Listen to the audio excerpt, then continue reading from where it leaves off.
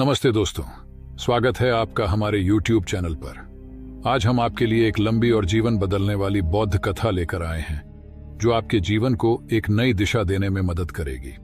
यह कहानी शांति की खोज पर आधारित है और इसमें हम जानेंगे कि कैसे एक साधक ने अपनी जिंदगी को बदलने के लिए शांति की खोज की और उसे प्राप्त किया। यह कथा सिर्फ 5 मिनट जरूर निकाले जिससे आपकी जिंदगी बदलने वाली है कि है, और इसमें हम बौद्ध धर्म के दृष्टिकोण से जीवन को बदलने की यात्रा पर ध्यान केंद्रित करेंगे। चलिए इस ज्ञानवर्धक यात्रा की शुरुआत करते हैं। एक कठिन जीवन, एक गांव की कहानी। प्राचीन भारत के एक छोटे से गांव में, जहां जीवन सरल और शांति भरा था, एक युवक रहता था जिसका नाम था अनिल। अनिल एक मेहनती और ईमानदार व्यक्ति था, लेकिन उसकी जिंदगी में एक कमी थी। वह हमेशा जीवन की कठिनाइयों और चुनौतियों का सामना करता था और उसके जीवन में शांति और खुशहाली की कोई कमी नहीं थी। गांव के लोग उसे समझाने की कोशिश करते, लेकिन अनिल को कभी भी पूर्ण संतोष नहीं मिल पाता था। 2 जीवन की कठिनाइयां। अनिल का परिवार बहुत गरीब था। उसके पास बुनियादी आवश्यकताओं के अलावा कुछ नहीं था। वह दिन रात काम करता था, लेकिन उसके बावजूद उसकी आर्थिक स्थिति में सुधार नहीं हो रहा था। उसने कभी भी आराम नहीं किया और हमेशा काम में व्यस्त रहता था। उसकी निराशा और असंतोष ने उसे मानसिक और भावनात्मक रूप से थका दिया था। एक नई दिशा की खोज, भिक्षु की ओर यात्रा। एक दिन अनिल ने सुना कि एक प्रसिद्ध बौद्ध भिक्षु शांति एक दूरस्थ आश्रम में निवास करते हैं। उनकी साधना और शांति के बारे में सुनकर अनिल ने सोचा कि शायद भिक्षु शांति की शिक्षाएं उसकी समस्याओं का समाधान कर सकती हैं। उसने अपने गांव से यात्रा की और भिक्षु शांति के आश्रम पहुंचा। भिक्षु शांति से मुलाकात। भिक्षु शांति के आश्रम में पहुंचकर अनिल ने भिक्षु से मिलने का अनुरोध किया। भिक्षु शांति ने उसे आमंत्रित किया और उसकी समस्याएं सुनी। अनिल ने अपनी कठिनाइयों और मानसिक स्थिति के बारे में बताया। भिक्षु शांति ने उसे धैर्यपूर्वक सुना और कहा, शांति और खुशहाली की खोज एक आंतरिक यात्रा है। बाहरी परिस्थितियां बदलने से तुम्हें स्थायी शांति नहीं मिलेगी। तुम्हें अपने मन की स्थिति को बदलना होगा। एक दिन सिद्धार्थ ने अपने चाचा चंडक के साथ राज्य के बाहर यात्रा पर जाने का निर्णय लिया। उनकी यह यात्रा 4 विशेष दृश्यों से प्रभावित हुई। बीमार व्यक्ति।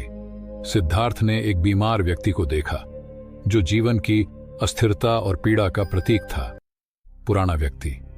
फिर उन्होंने एक वृद्ध व्यक्ति को देखा जो उम्र के प्रभाव को दर्शाता था। मृत व्यक्ति। सिद्धार्थ ने एक मृत व्यक्ति को देखा जिसने मृत्यु की अनिवार्यता को स्पष्ट किया। साधु। अंत में उन्होंने एक साधु को देखा जो शांति और आत्मसमर्पण का प्रतीक था। इन दृश्यों ने सिद्धार्थ को गहराई से प्रभावित किया।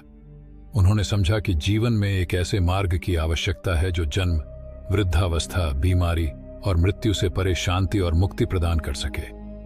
इन अनुभवों ने सिद्धार्थ के मन को झकझोर दिया और उन्होंने राजसी जीवन और भौतिक सुखों को त्यागने का निर्णय लिया। उन्होंने अपनी पत्नी और बच्चे को छोड़कर आत्मज्ञान की खोज में निकल पड़े। सिद्धार्थ ने वर्षों की तपस्या और साधना के बाद बोधि वृक्ष के नीचे ध्यान लगाते हुए आत्मज्ञान प्राप्त किया और गौतम बुद्ध के रूप में प्रसिद्ध हुए। उनके जीवन का यह परिवर्तन और खोज ने उन्हें बौद्ध धर्म के प्रवर्तक बना दिया, जो मानवता को शांति, करुणा और ज्ञान का मार्ग दिखाता है। भिक्षु शांति ने अनिल को एक साधना विधि सिखाई जिसे वे मन की शांति कहते थे। उन्होंने अनिल को बताया कि ध्यान और साधना के माध्यम से वह अपने मन की स्थिति को समझ सकता है और शांति प्राप्त कर सकता है। अनिल ने भिक्षु शांति के निर्देशों को ध्यानपूर्वक सुना और साधना की शुरुआत की। बहुत समय पहले की बात है। एक छोटे से गांव में एक संत रहते थे जो अपनी गहरी शांति और सुखी जीवन के लिए प्रसिद्ध थे। एक दिन एक राजा ने सुना कि इस संत के पास आंतरिक शांति पाने का रहस्य है और उसने संत से मिलने का निर्णय लिया। राजा ने संत के पास जाकर पूछा, मुझे भी शांति चाहिए, कृपया मुझे बताइए कि मैं इसे कैसे प्राप्त कर सकता हूं। संत ने राजा को एक साधारण से उत्तर दिया, पहले तुम्हें खुद को समझना होगा। तुम्हारे भीतर जितना शांति होगी, बाहरी दुनिया में उतनी ही शांति महसूस होगी। राजा ने सोचा कि यह उत्तर बहुत सरल है और उसे संत की बातों में गहराई नहीं समझ में आई। इसीलिए उसने अपना आंतरिक शांति प्राप्त करने के लिए कई महंगे और कठिन साधनों की खोज शुरू कर दी। उसने अपने राजमहल को सुंदर बनवाया, कई धार्मिक अनुष्ठान किए और अपने मन को हर संभव तरीके से शांत करने की कोशिश की। फिर भी राजा को असली शांति का अनुभव नहीं हुआ। परेशान होकर उसने फिर से संत से मिलने का निर्णय लिया। संत ने उसे ध्यान लगाने और अपने भीतर की ओर देखने का सुझाव दिया। राजा ने संत की सलाह मानते हुए ध्यान और आत्मनिरीक्षण में समय बिताना शुरू किया। तिथि जीवन में बदलाव। अनिल ने महसूस किया कि जब उसका मन शांत और स्थिर होता है तो उसकी बाहरी परिस्थितियां भी बेहतर लगती हैं। उसने अपनी जीवन शैली में बदलाव किया, संतुलित आहार अपनाया और नियमित ध्यान और साधना को अपनी दिनचर्या का हिस्सा बनाया। उसकी मानसिक स्थिति में सुधार हुआ और उसने जीवन में खुशहाली और संतोष का अनुभव किया। 4. आंतरिक शांति का प्रभाव। परिवार की स्थिति में सुधार। अनिल की आंतरिक शांति और खुशहाली ने उसके परिवार की स्थिति को भी प्रभावित किया। उसके परिवार ने देखा कि अनिल अब अधिक शांत और संतुलित हो गया है। उसकी सकारात्मक ऊर्जा ने परिवार के सदस्यों को भी प्रभावित किया और उनके जीवन में भी सुधार आया। परिवार ने भी अनिल की तरह आंतरिक शांति की खोज की और इसके लाभों को महसूस किया। गांव के लोगों को प्रेरणा। अनिल की आंतरिक शांति और जीवन में बदलाव ने गांव के लोगों को प्रेरित किया। उन्होंने देखा कि अनिल अब खुश और संतुलित है और उसने अपनी समस्याओं का समाधान आत्मिक साधना के माध्यम से किया है। गांव के लोगों ने अनिल से सलाह ली और शांति की खोज की दिशा में कदम बढ़ाए। उन्होंने भी ध्यान और साधना को अपनी दिनचर्या में शामिल किया और अपने जीवन में बदलाव देखा। 5. जीवन का उद्देश्य और शांति का महत्व। भिक्षु शांति ने अनिल को सिखाया था कि शांति केवल बाहरी परिस्थितियों पर निर्भर नहीं होती। यह एक आंतरिक स्थिति है जो मन की स्थिति पर निर्भर करती है। जब हम अपने मन की अशांति और नकारात्मक विचारों को समझते हैं और उन्हें बदलते हैं तो हम स्थायी शांति प्राप्त कर सकते हैं। जीवन के गहरे अर्थ को समझना। अनिल ने अनुभव किया कि जीवन का उद्देश्य केवल बाहरी वस्तुओं और भौतिक सुखों में नहीं है। जीवन का असली उद्देश्य आंतरिक शांति और आत्मिक संतोष प्राप्त करना है। जब हम अपने भीतर की शांति और खुशी को समझते हैं तब हम जीवन को पूर्णता और अर्थपूर्णता से जी सकते हैं।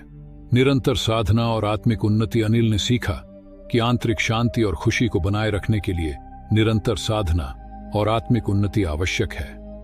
उसने नियमित ध्यान और साधना को अपनी दिनचर्या का हिस्सा बनाया और जीवन में स्थायी शांति और खुशहाली प्राप्त की। निष्कर्ष और प्रेरणा। अनिल की कहानी का सार। अनिल की कहानी हमें सिखाती है कि आंतरिक शांति और खुशहाली केवल बाहरी परिस्थितियों से नहीं मिलती। यह हमारे मन की स्थिति पर निर्भर करती है। जब हम अपने विचारों और भावनाओं को समझते हैं और उन्हें नियंत्रित करते हैं तो हम स्थायी शांति और संतोष प्राप्त कर सकते हैं।